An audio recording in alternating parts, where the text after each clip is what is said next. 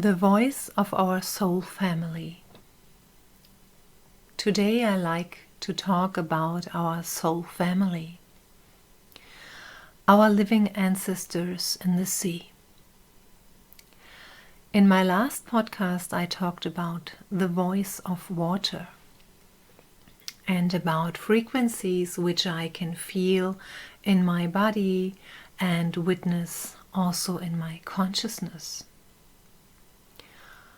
I talked about sound water images which can help us to understand. When I or we receive frequencies in our water body, then there's the question of who is speaking? Water itself? Or is water just a medium to transport different sounds, frequencies, movements, waves, and messages? Maybe both. Most of the time, when I receive messages in my body, it feels like an angel of water is talking to me. A messenger of the divine source itself. That's why I like to say a water angel is talking to me. And that's why I named my website, which promotes the water work I do, also Water Angel, or in German language, Wasserengel. Who are the angels of water? We can question that.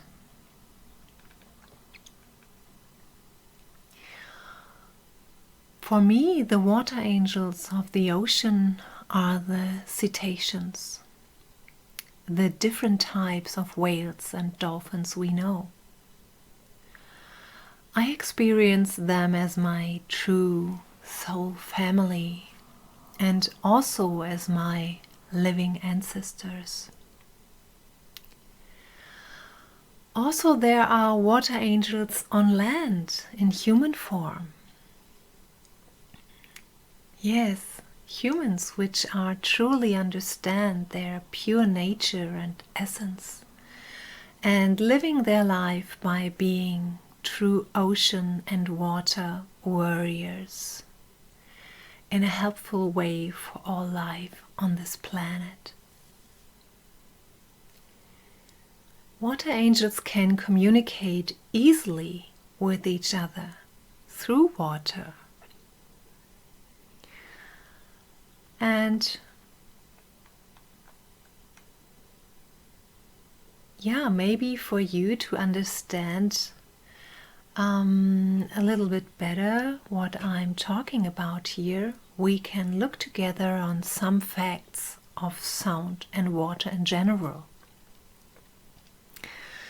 From research findings of Hydroacustic, which is the study and application of sound in water, we know that sound travels minimum 4 times faster in water than through air. Now we see that we live on a beautiful planet where the surface is covered with 71% water and the oceans hold about 96 till 97 of all water. Further, we find water in lakes and rivers, ice caps, glaciers, aquifers, and in the ground as soil moisture. Also in the air, water exists as vapor. To make a long story short, by living on this planet, we are covered in water from the outside. And also we are water from the inside. So our body is made out of 75% water, maybe more. It depends on our age or our lifestyle and how much we drink every day.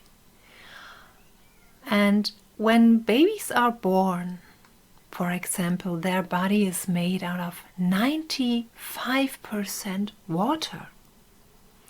So they easily can pick up any frequencies, and that's why it is so important to create a beautiful, peaceful environment for babies on all levels. For me, babies are just water angels par excellence. In the womb, in our first stadium, we grow fins, not hands. We look more like a little fish. And now imagine we are mostly water, and we are living on a water planet, in a water vapor atmosphere. Remember, sound travels 4 times faster through water than through air. Do you think we can receive maybe different sounds and frequencies from bodies of water around the globe? Just like a water drop creates rings and ripples in a body of water in bigger and bigger circles. Just like waves washing on the shores forever and ever. Just like a wave of sonar sounds is traveling through the ocean. We know sonar from boats and submarines, but do we know also biosonar of whales? Cetaceans use sounds for echolocation and vocalization. It is their special sense of perception and kind of seeing the world. But they also use it for communication. They live millions of years longer on this planet than we do. Could it be possible that their language is far more developed, complex, and sophisticated than ours? Many scientists know they are talking and making contact with us when they are close, but don't know exactly what they say, so they study their communication. James Nestor, he wrote a beautiful book which is called Deep Sea.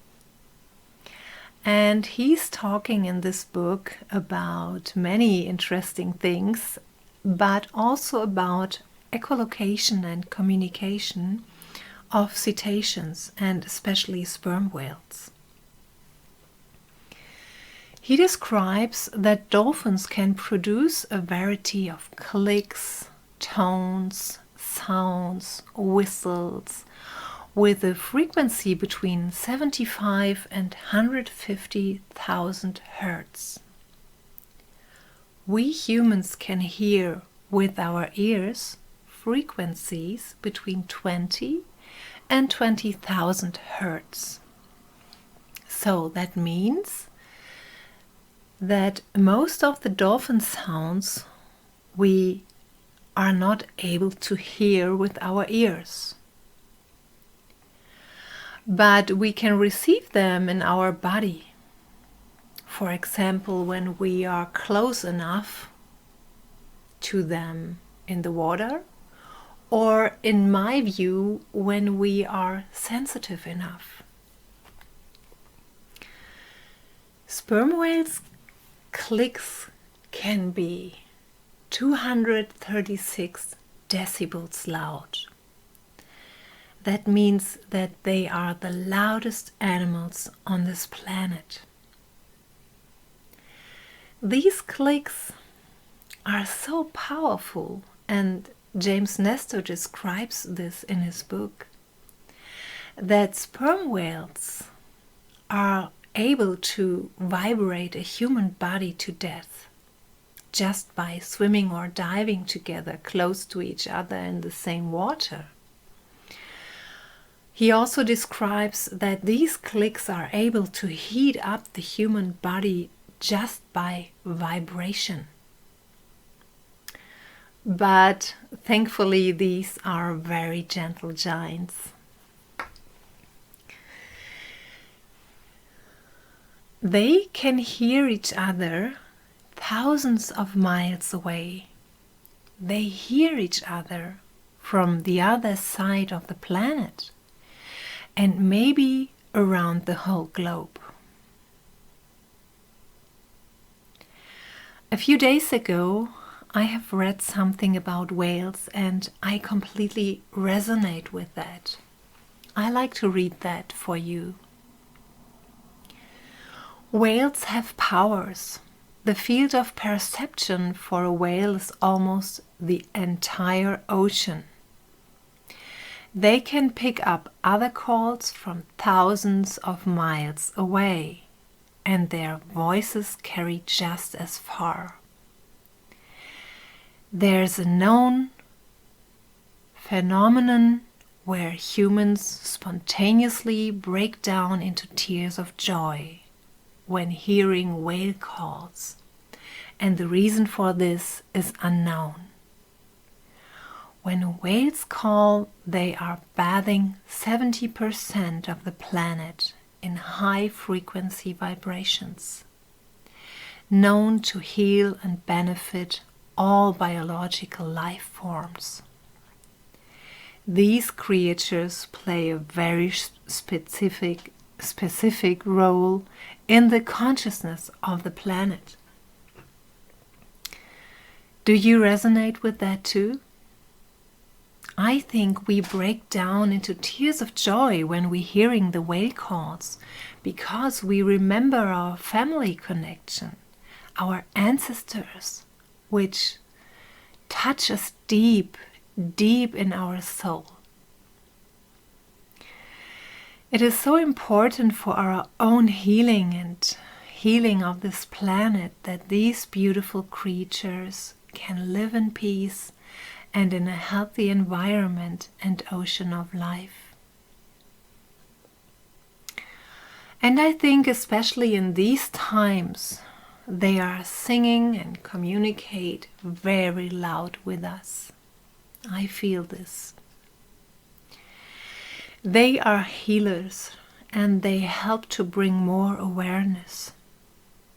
They are able to rise the frequencies of our consciousness. This is completely what I experience and feel within my body and within my soul. All water of the planet is connected, and so all bodies of water are connected. When you drink from a glass of water, you are connected to the entire ocean. And does this eventually mean we can communicate with each other even over long distances, even maybe through vapor of the air, even through the water in our cells, through water in our bones, our brains, through water in our hair, like little antennas? Water is in our food and in everything we drink. Water is in plants, animals, insects, in the ground and in the seas, lakes, rivers, and the oceans. Water is in us and all around us. We are all drops of one ocean. Are you able to listen to your inner ocean? Are you able to receive the sound frequencies of the dolphins and whales in your veins, in your cells, in your water body? What do they tell you? I feel their sounds in my veins and in my cells very loud, since I'm a child and since I can remember. Dolphins and whales are my soul family and also my still living ancestors. Indigenous people call the cetaceans our relations who live under the water. I like this. And I completely resonate with this. How could we ever think they are any way behind us? In my world, they are brothers and sisters and lovers of life. We can learn from them on all levels.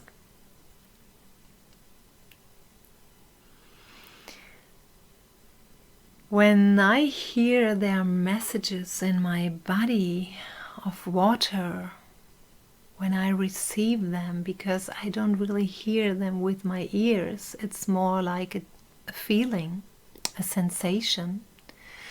Sometimes they telling me stories of love, of life, and share their wisdom.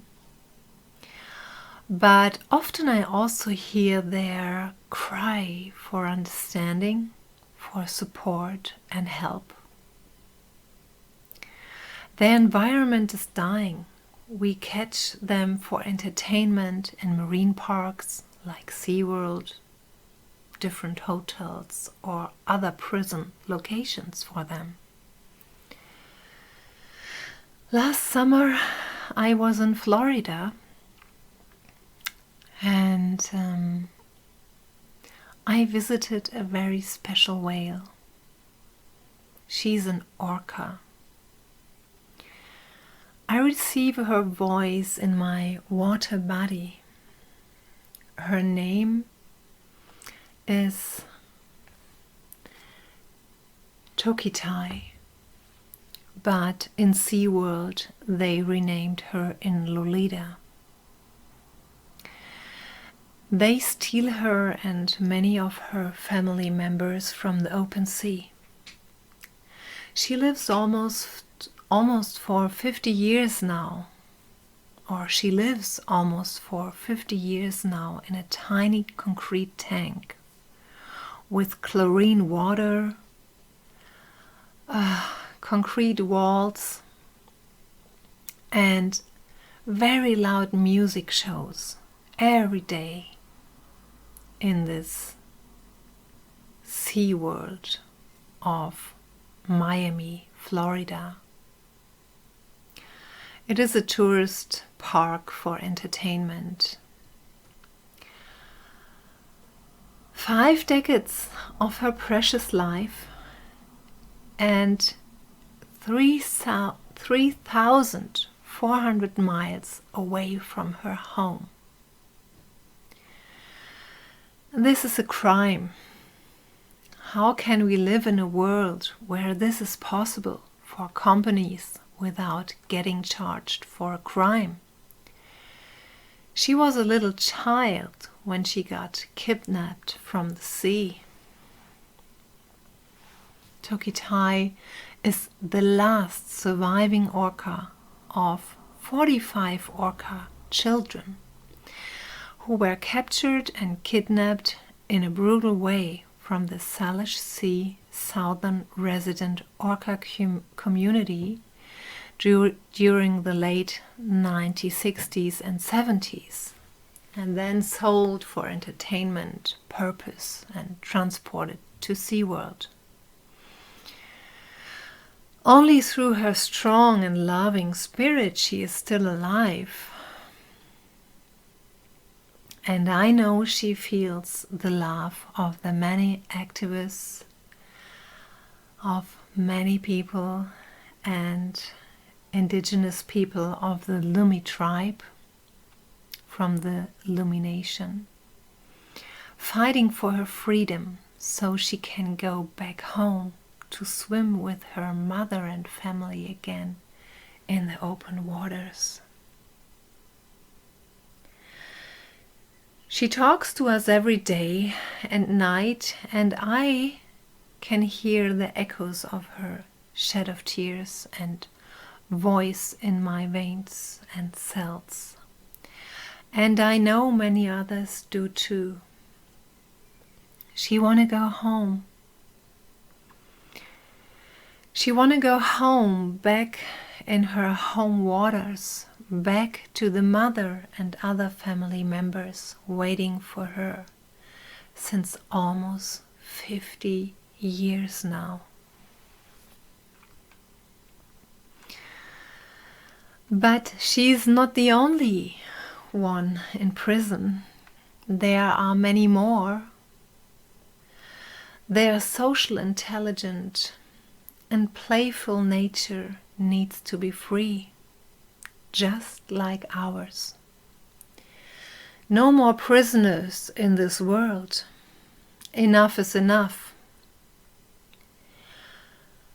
Be free, make your own minds and thoughts, swim free in this beautiful ocean of life.